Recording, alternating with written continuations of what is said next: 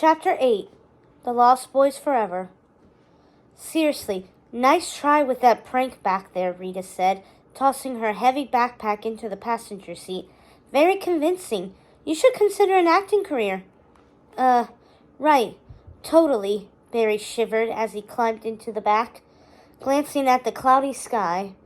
Even though it was almost summer, the weather was cold and drizzly, but that was typical in their New England coastal town. It didn't mean it would stay that way. The weather had multiple personalities. The day could go from cold and dreary to warm and sunny in the blink of an eye, then back again before nightfall. Rita chuckled. Trying to get presents, a cake, and a party out of Mom and Dad? I gotta give you credit, Goober. Too bad you didn't pull it off. Yeah, it was a good one, huh? He forced a laugh. His mind was still reeling, trying to process what was happening to him. Rita sat behind the wheel and slid the key into the ignition, but she didn't start the engine. You're lucky it's not your birthday, she said with a weary sigh, catching his eye in the rearview mirror. Much better to stay a goober with minimal responsibilities. With that, she started the car, shifting it into gear, and sped out of the driveway, heading for the other side of the cul-de-sac to pick up Michael and John. Their two-story brick houses loomed in the distance, as familiar as his own. Barry had spent countless days playing video games in their bedrooms or running around Michael's backyard inventing games of their own. He remembered what Rita had said the night before about her old friends Hannah and Jessie, how they'd grown apart as they'd gotten older. Barry would hate it if he wasn't best friends with Michael and John anymore. He couldn't imagine his life without them. They were the Lost Boys. Nothing could tear them apart. But hadn't Rita felt the same way about her friends? And look what had happened to them. Okay, it was weird that his birthday had been erased. Disappointing, a little bit scary, and a little bit scary. But if his wish really was coming true, he slipped his hand into his backpack, feeling the outline of the rusty hook tucked inside. Sure, he had been excited about the cake and party, but not having a party was a small price to pay if he didn't have to grow up after all. I could stay a kid forever. And better yet, he could keep his best friends. Barry spotted Michael and John together, tramping down Michael's driveway. They grinned when they saw him and executed their secret handshake.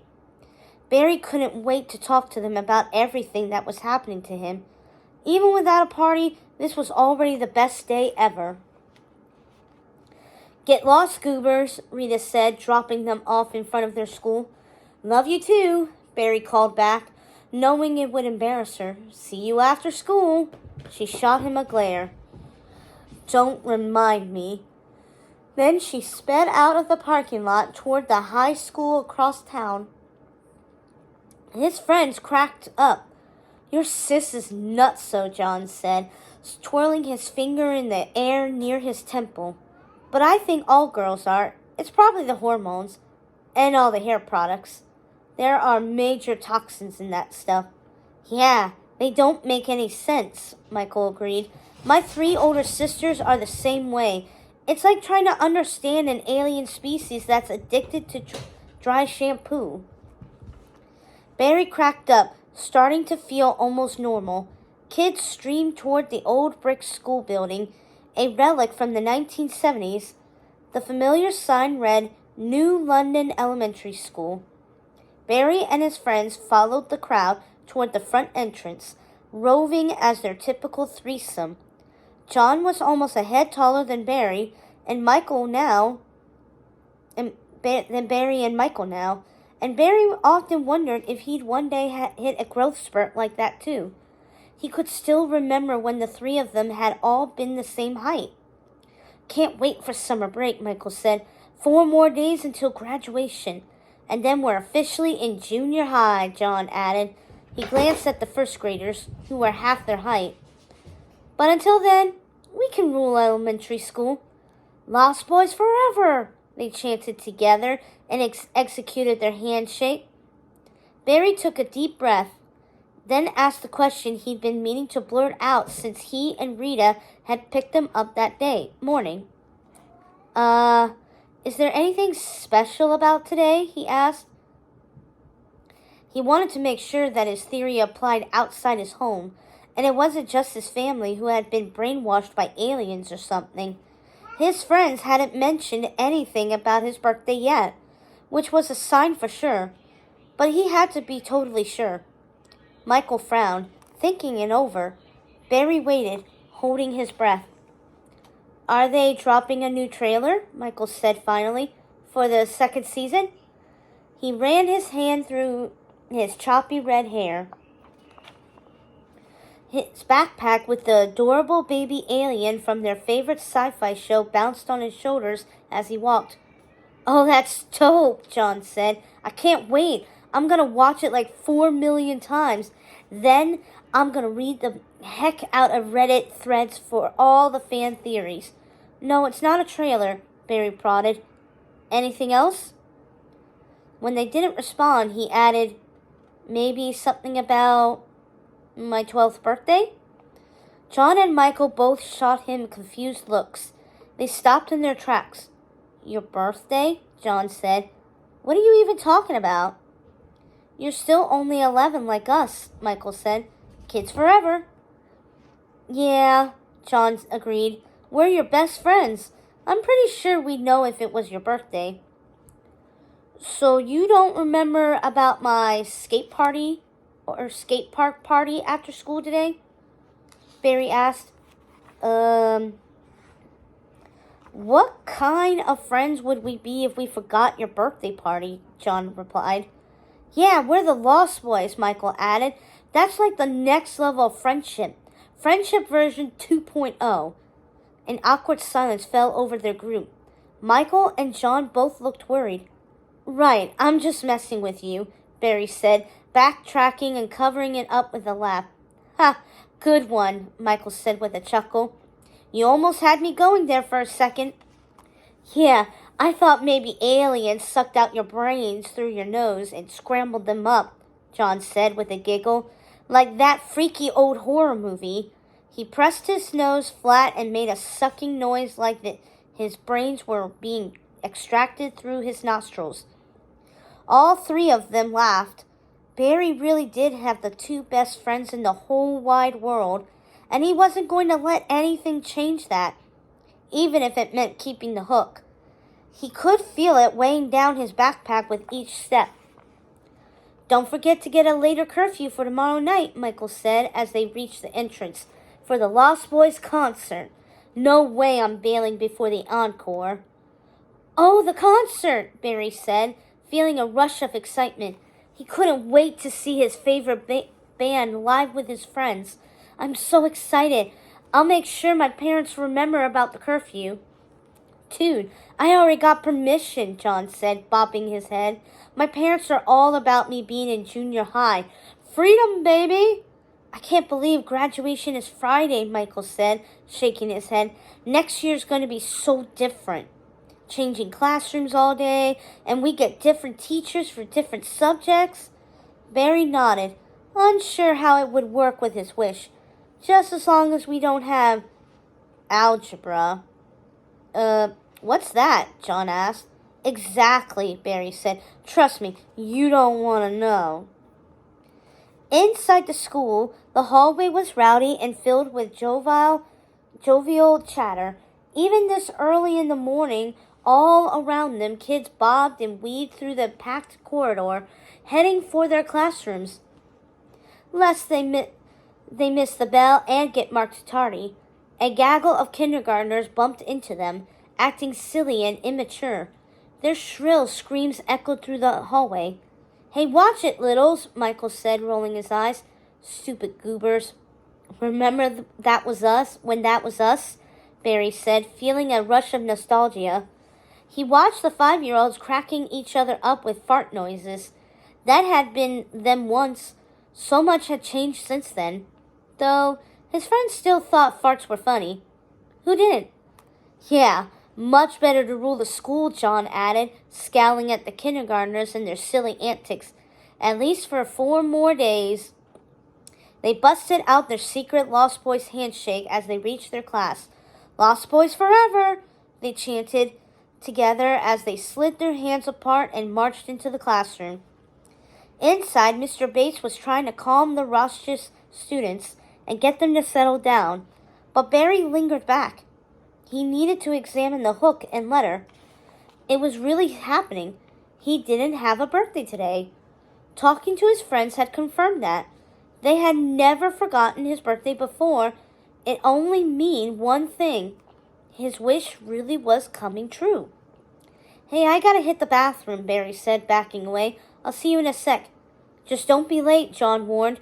"Mr. Bates is kind of unhappy with you after last week and that whole not doing your homework situation." "Yeah, if you get marked tardy, there's no way your parents will let you go to the concert tomorrow night," Michael added. "You'll get grounded, like for real." Barry knew it was risky. The bell would sound soon, and Michael was right about him needing to avoid getting in trouble if he wanted to go to the concert. But his heart raced with excitement over the thought that he had gotten his wish, that it had actually come true. "Now I can keep my friends," he thought, "and we can stay Lost Boys forever." His heart still pounding, Barry closed the door behind him. Across the hall, he spotted an empty classroom. The lights were off. It was a science lab. It was closer than the bathroom, which was all the way down the hall. He ducked inside the shadowy room. The overhead fluorescents were switched off. Stainless steel tables spanned the room. Metal shelves with beakers, microscopes, goggles, and other lab equipment lined the walls, along with slop sinks. "Emergency Eye Wash Station," read a green sign over the sinks.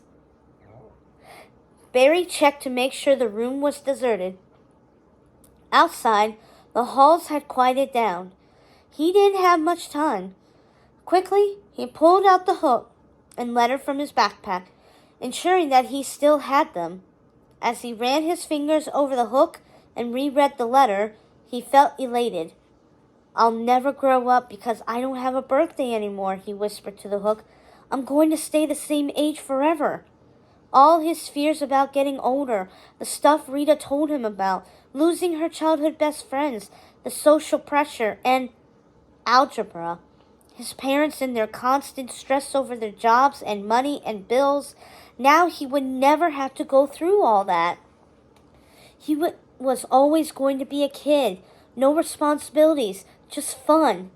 "Heck, I don't even have to pay attention in class anymore," Barry whispered excitedly to the hook. He fished his math homework out of his backpack, balled it up, and tossed it in the trash by the eye wash station. Good riddance. He already knew everything that he needed to be a kid. He didn't need to learn all that boring adult stuff. He'd never have to do algebra. Drip, drip, drip. Barry tensed at the sound of rhythmic dripping. He glanced over at the eye wash station. The eye holes were slowly releasing droplets of water. Somebody must have left the taps on. He turned them off, and they stopped dripping. He turned away, but then he heard it again. Drip, drip, drip. His breath caught in his throat. He was sure he'd turned the taps off. The dripping morphed into gushing. Slowly he turned around. Water rushed out of the eye holes. He leaned over the sink. The tap water smelled like the ocean. "That's weird," he whispered. He tasted the droplets on his fingers. They tasted salty. Quickly, he shut off the faucet again with an uneasy shudder. Maybe they were having plumbing problems at the school? After all, it was an older building and run down. Stuff always seemed to be breaking. He shrugged, zipped up his backpack with the hook, and headed for the door. He needed to get back to class before the bell.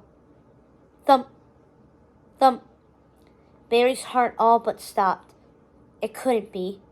He froze in his tracks and listened harder. Thump, thump. That sound. It was the same sound he'd heard on the pirate ship. but it was coming from the closet in the back of the science lab. Behind the glass of the door, he saw a shadow move. Thump, thump. Heavy footsteps. They were unmistakable. Then he heard something else. It sounded like waves sloshing against a boat. He could even hear the creaking of wood. Slowly he turned around. The noises all seemed to be coming from the eye wash station. The taps had turned back on again. Water gushed out and started filling up the sink. It overflowed onto the floor. Something was clogging the drain. "Hello?" he called out. The water pooled around his sneakers and flooded the floor. He could hear and smell the ocean, even the faint cries of seagulls. How was that possible? Slowly, he leaned over the basin, trying to see what was clogging the drain and causing the sink to back up like that. The water was murky and impossible to see through, just like the ocean. Pulse pounding, Barry reached down into the sink, feeling around for the drain. The water swallowed his arm all the way up to the shoulder. It felt cold and smelled like the sea, brackish and alive. His fingers snagged on something. It was stuck to the drain, blocking it. It felt long and scrangly, like seaweed. He retracted his arm, pulling it out of the sink. It was hair. Long, curly, black. He kept pulling and pulling and pulling, and it kept coming out of the sink. Finally, he reached the end. He held the matted clump of black hair in his trembling hands, staring at it in shock. How did the hair get into the sink? He was sure it hadn't been there before. There must be a perfectly logical explanation, he decided. Just like the kid detectives in his books, he would find it. He just needed to investigate it. He turned back to the sink, which was still full of murky water, when suddenly a sword slashed out at his face.